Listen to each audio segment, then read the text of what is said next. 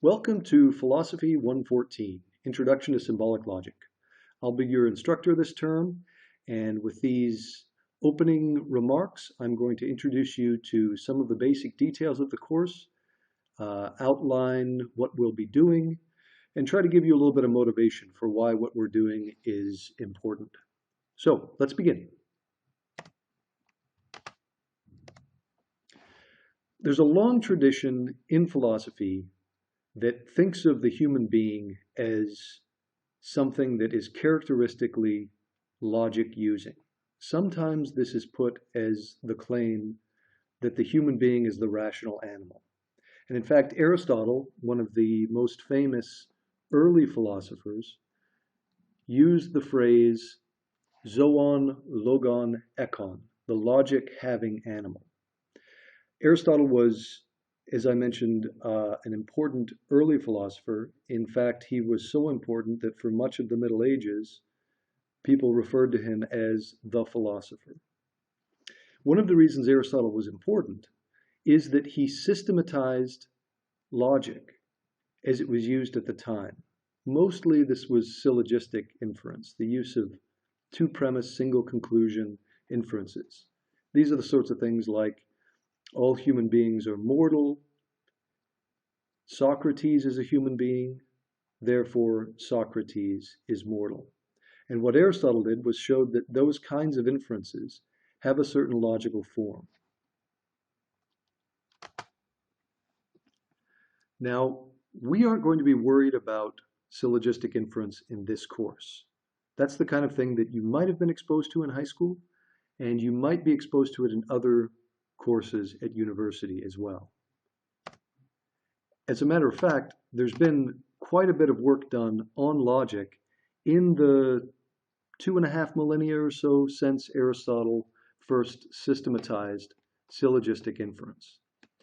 And for our purposes, we can think of logic as having a very broad division between formal and informal logic. Formal logic uses symbolic notation in order to represent the role of logical operators, where the contents of the premises aren't important for the goodness of the logical moves that are made. So I'm going to explain that in a little bit of detail in the next couple of slides. But for now, let's just think about this role of logical operators. So for instance, the claim, cats are felines and dogs are canines, can be represented formally by symbolizing the two separate sentences, cats are felines and dogs are canines, with the letters C and D, and then symbolizing that conjunction, that use of and, with the symbol ampersand. This is a way of representing in a symbolic notation a claim that we use in natural language expressed with the conjunction and. Or consider the claim, if cats are felines, then dogs are canines. If then is another logical locution. It's a logical term, an operator or a connective. It operates on two sentences. It connects them to give a new sentence that has a logical form. In this case, using those same symbols, we can symbolize this conditional claim with an arrow. And we can represent or translate back into language this now symbolized notation as follows. If C, then D. Another one of our logical operators is disjunction, represented in natural language with or with either or. And we use the wedge to symbolize disjunction. So the claim that either cats are felines or dogs are canines can be represented C or D, where the wedge represents or. Finally, the fourth logical connective that we're going to start with in this course is negation. So the claim it's not the case that cats are felines can be represented not C, where that little right angle symbol indicates negation. Now, I said a moment ago that Aristotle thinks of us as the logic-having animal, or the rational animal. And if that's true, then to be rational is to be able to reason in a way that the logical operators make explicit. Because as we'll see in this course, logical operators like if, then, and, or, and not have rules that govern their use. Now, to be rational is to be aware of what you're doing, and that sense of awareness that comes with being able to give reasons for what you're doing, to be able to reflect on what you're doing.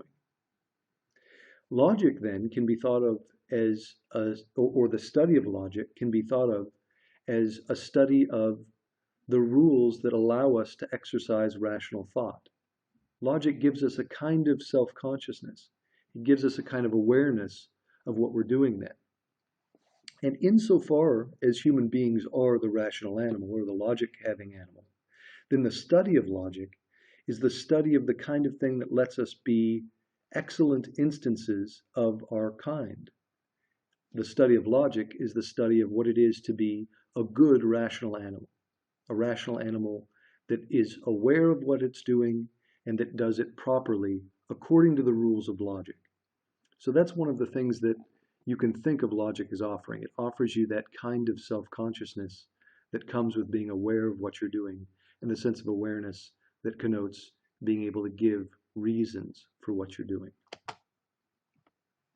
Now, I said that formal logic has come, or logic in general, both formal and informal, have come quite a way since Aristotle's first systematization of syllogistic inference 2.5 millennia ago. And in fact, just within the last 70 years or so, there's been a whole bunch of really interesting work done on formal logic in particular. So in addition to the classical logic of operators like and, if, then, or, and not, which will be our topic in this course, if you go on in logic, you'll find that you can study the formal rules for modal logic for operators like necessarily and possibility. Things like it's necessary that dogs are canines, or it's possible that there's water in this glass. We can think of deontic logic using operators like obligation and permission. So what's the logic of a claim like you ought to clean your room in the morning, for instance? And notice, or you're permitted to do it in the afternoon. Notice that these kinds of claims differ in their rules of inference as opposed to necessarily and possibility. Because if it's necessary that dogs are canines, then it's not possible that there be a dog that isn't a canine. But just because you ought to, say, clean your room in the morning, it doesn't follow that you will. In fact, it's possible for us to be obliged to do something that we don't do. So there are important differences between the logic of the modalities of necessity and possibility and the logic of obligation and permission. Or think about temporal logic, logic of tense, claims about what will be, what is, or what was. There's also a logic of propositional attitude verbs like believes that, knows that. We have logics for probability and statistical reasoning and a whole bunch of other stuff. So what you'll be doing in this course is be given just the beginnings of classical logic, the logic of operators like if, then, and, or, and not.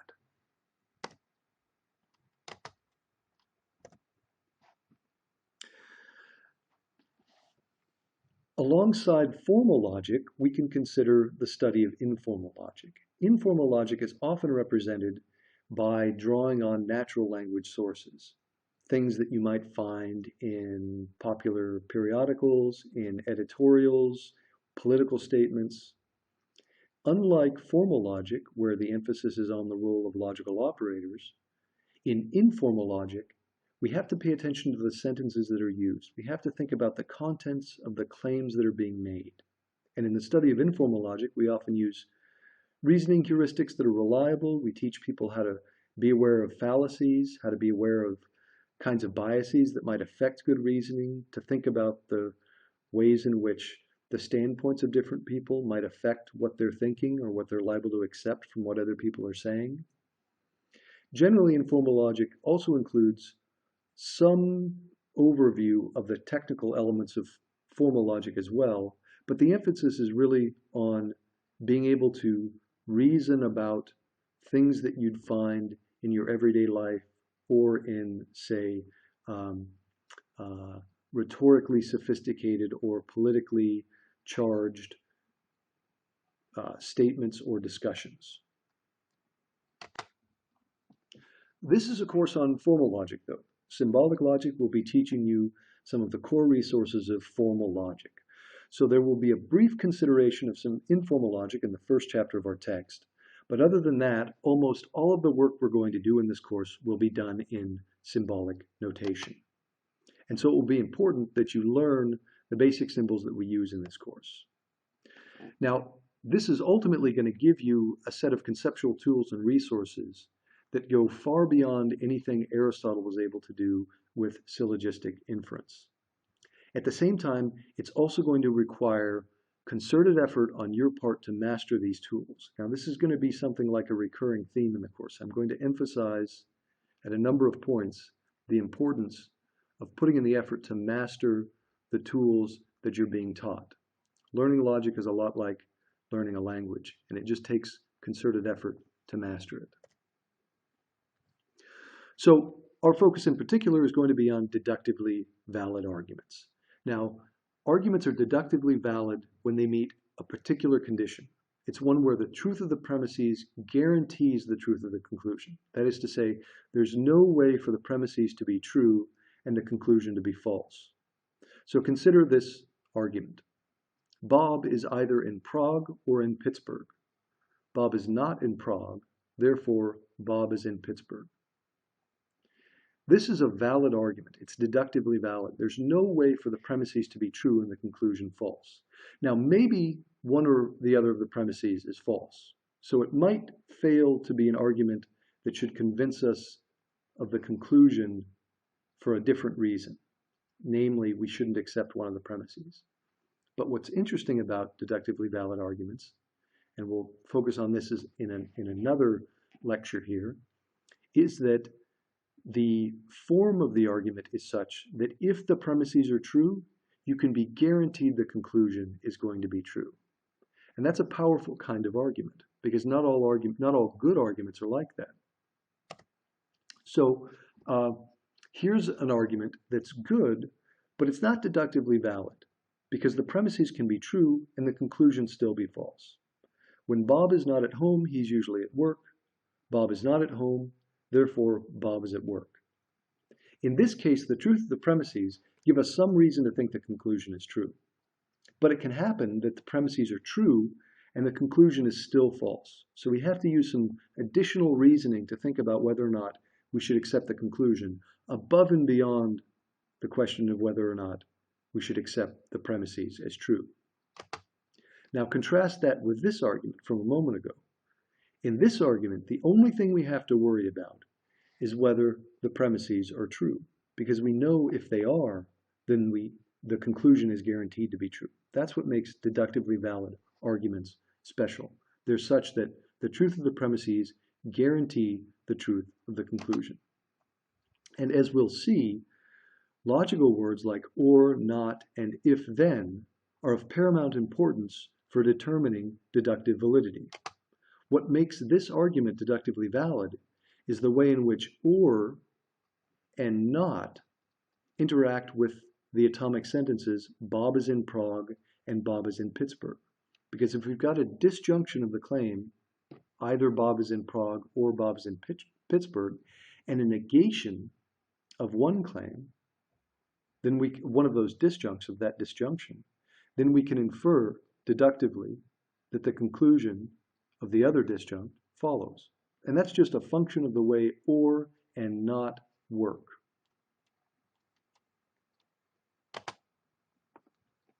Okay, so now a little bit on the course text and the content of the course. Our text is an online course called Logic and Proofs. It's created by Wilfred Sieg at Carnegie Mellon University. Information for the text and how to sign up can be found on the course syllabus. And what I'll do is I'll walk you through just a little bit of the structure of the course text and the material that you'll be using there to complete the assignments. When you sign up for the course, for the course text, you'll see an overview that gives you the different chapters. And in these chapters, you'll also see the assignments for each individual chapter, the quiz and the problem sets.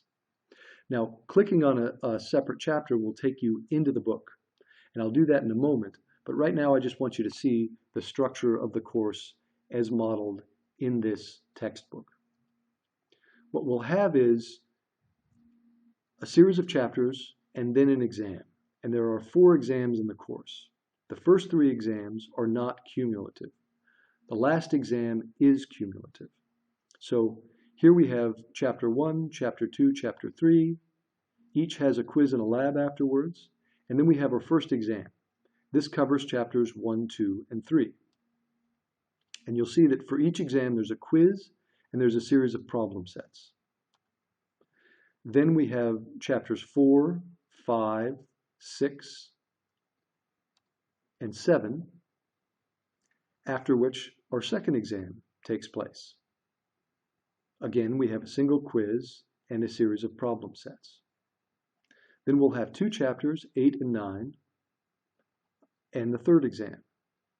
Finally, chapters 10 and 11 are followed by the final exam for the course. There are some additional topics down here that you're welcome to go through if you'd like, including a discussion of Aristotelian syllogistic, but it's not necessary for our version of the course. Now, let me talk a little bit about the structure of the text itself. So take chapter 4 here. Once you click on a chapter, so as you see in the basic presentation of the text, you can see the quizzes and problem sets at the end of each chapter. But in addition, within each chapter, you'll notice that there are certain in-text exercises, and then at the end of each chapter, in the chapter review, there's a practice quiz and there are practice lab problems. So once you're in the text, you can scroll through to any part of it. Well, I'll have to sign back in here. Hold on a minute. Okay, once you're in the text, you can use the tabs at the top to get to any part of the course. And then within those parts, you can scroll through the separate chapters. So right now we're in Chapter 4 on derivations. You can get to Chapter 5, indirect rules, or 6, and then scroll through will get you to 7 in the next exam. And from these separate tabs for each chapter, you can also go to individual pages on the things you'll be using. Now, notice that once you're in the chapter, go to a separate page here. So this will be discussing conjunction, our conjunction operator, and how the rules work. And you'll see in the text there's discussion of how conjunction works, how the rules work, how you can stack conjunctions together. But also I want you to pay attention, there are periodically in the text little practice exercises that are used to ensure that you understand what's going on. These in-text exercises, so down here, here's a more involved set where you can actually open a problem set in the logic lab that we'll be using for this course. And I'll discuss the logic lab in a different lecture. But you can see that with these in-text exercises, you can practice some of the problems we'll be doing. And these are very simple versions of the kinds of questions you're going to be asked in the lab portion of the assignments for each chapter. I very much recommend that you do these in-text exercises. They're very simple problems and they let you build up the basic skills that are needed to use the logical operators and produce deductively valid arguments after the fashion that you'll be taught in this course. In addition to the in-text exercises, I want you to pay attention to the fact that at the end of each chapter, there are practice quizzes and practice lab problems. And I recommend that you do the practice lab problems as well, because these are a little more complicated than the in-text exercises, but they're not quite as complicated as the exercises that you'll be examined on in the labs and in the exams. And the study of logic, as I said, is like studying a language or like studying a branch of mathematics. It takes work to build up the muscle memory, the mental muscle memory needed to complete derivations. And it's really just a matter of practice. So in the same way that you'd be learning a language or that you'd be learning a branch of mathematics, that's basically what you're doing in this course. You're going to be learning how to reason in a particular way. You're going to be giving yourself the tools to develop that kind of self-consciousness that lets us exercise reason as the peculiar kind of thing that makes us the special animal that we are, the rational animal, the logic-having animal. To do that, you have to do a lot of practice, though. So throughout this course, as I said, it'll be something like a refrain. I'll be emphasizing the need to do the practice exercises and derivations in this course. So in addition to the material that you're graded on at the end of each chapter, please make sure you're doing the in-text and practice exercises. Now, in the course of this semester, I will be giving you a whole bunch of material to help you with this, with these assignments and with this material in the courses. So there will be audiovisual presentations like I'm using here. I'll put up written lecture notes, and I'll also use the discussion boards heavily. So I encourage it, and I encourage students as well to use them. Ask questions, answer other students' questions. The discussion boards are a really important part of this course. But in general, it's a multimodal course. So there will be lectures like this. There will be a bunch of lectures, particularly in the middle of the course, about derivations. And in addition, I'll give you feedback through Logic and Proofs, and I'll give you feedback at Canvas. I'm also available for conversations via Skype or email. So you'll have plenty of resources to use as you're doing this material. At the same time, it's going to take work, and you're going to have to put in that work yourself to be able to master it. But so long as you're putting the effort in, I'll definitely be doing my part to make sure you have the tools to succeed. All right, so please make sure you look over the syllabus and the schedule for the course. We're basically going to be doing a chapter a week, so it's a pretty fast-paced course. That means you've got assignments every week. On the weeks that we have exams, those will be due. And as I said, you'll have to make sure you're doing the quiz and the lab portions of the exam. All of the exams have multiple labs, and they will all need to be completed. But as long as you're doing the work along the way, you'll find that most of this stuff really is pretty easy. And once you develop the basic skills to use it, you can treat it almost like a game, like you're learning how to solve puzzles. That's the way I encourage you to think about doing these problems. And as I said, I've produced a number of video tutorials and text tutorials for each of the chapter. Most of these are only a few minutes long, maybe 5 or 10, 15 minutes long. But later in the semester, there will be some derivations that are quite extensive. But I go through them in detail so that you see how they work. Some of them are half an hour or longer. Now, I recommend that as you watch these derivations, you do the exercises yourself. So follow along with the videos and complete the derivations on your own. Again, logic is like building up a mental muscle memory. And it's only in virtue of doing that work that you learn the basic habits of practice that are necessary for seeing how logic works. But symbolic logic is really a skill. It's like building up a sensitivity of the way you can see affordances in the environment, in the logical derivations. You can see that there's a kind of move that's the right move to make. But that vision, that sight, only comes with extensive practice. Okay, so let me finish these introductory remarks with a little bit of motivation for the course. So, as I said, this is a course on formal logic, and in particular on symbolic logic. And the logical system that we're using, it was developed at roughly the end of the 19th, beginning of the 20th century. At least the foundations were laid. Substantial work was done on it, particularly in the derivation system that we're going to be using in the middle of the 20th century. But it's no exaggeration to say that this symbolic system lies at the foundation of much of the work that was done in logic, mathematics, and computer science in the 20th century. This logical course is particularly important for people who are going on into computer science, as the logical processes that we're learning in this course lie at the back of much of the work that's done in computer programs. So we'll be using Boolean logic, and the logic gates that computer scientists use are effectively Boolean. Now, in fact, the reason that I use the logic and proofs text from Sieg is because Sieg established for the deductive system that we're using that it's formally decidable. It's computable. What that means is for the class of valid deductive arguments that we're going to be using, that we're going to be examining through our logical terms, there's an algorithm that produces a valid derivation for every one of those arguments in that class. That's to say a computer could be programmed to solve or to create any valid derivation by following a finite number of steps. That's an incredibly powerful computing result. It's something that Aristotle could have only dreamed of. And Sieg established this for the formal system we're going to be using.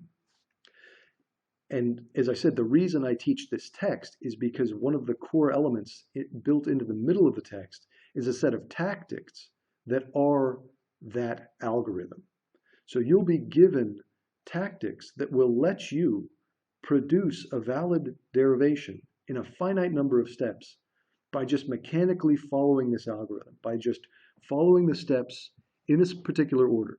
And so you'll see in the middle of the semester, I'm really emphasizing the use of the tactics. The reason I'm doing that is because, well, I mean, they're the whole reason I teach the course in the way that I do. It takes all the guesswork out of logic. Now, as we'll see, I also emphasize an informal understanding of the rules of inference and the truth tables, because I think it's important for students to be aware of how these logical operators track and map onto the way we habitually reason with terms like if, then, and, or, and not. So I will be emphasizing the importance of an intuitive or informal understanding of these rules of inference. But at the same time, the tactics, as we'll see, are an incredibly powerful resource to be used throughout this course. So I hope that's done a little bit to communicate the overview of the course, the kind of things we'll be looking at, and to give you some of the motivation for why we're doing it. Let me finish with a word of warning. As I've emphasized in this lecture, learning symbolic logic is like learning a branch of mathematics or like learning to speak a second language. It's something that you have to put regular and sustained effort in order to master. At the same time, I actively do research in formal or symbolic logic. Most of the logic I work on is modal logic, necessity and possibility, and deontic logic, logic of obligation and permission. As I said, I actively do this research, so I find it very interesting. We won't cover it in this course because it's too advanced, but if you're interested in that at all, by all means, send me an email. I'd be happy to talk about it or direct you to resources. In addition, I've been teaching this course in particular online for years, so I'm familiar with the kinds of difficulties students usually face, and I'm prepared to help you at those places where I know students tend to have trouble. So if you find yourself having trouble, please don't hesitate to reach out to me. There's a bunch of resources you'll find in the course shell for the course at Canvas, so make sure you're using those, the notes, the discussion boards, the videos. But in addition, if you find yourself having trouble, please send me an email. So that'll be it for this lecture, and you'll see that there are some other lectures for the beginning week. Please follow through those as you're doing the readings. It's probably better to do the readings first and then follow the lectures. Some people might want to watch the lectures first, that's fine, but do make sure that you do both. Neither one is sufficient. Well, I should say, neither one is sufficient on its own. You might find that they're both together sufficient, but neither is independently sufficient. That's the kind of claim that by about the middle of the semester, you'll be able to formally represent, and you'll understand the distinction of. And you can see how this kind of use of these logical resources gives us that expressive power, that semantic self-consciousness that lets us be aware of what we're saying and of how we're saying it and the reasons behind what we're saying.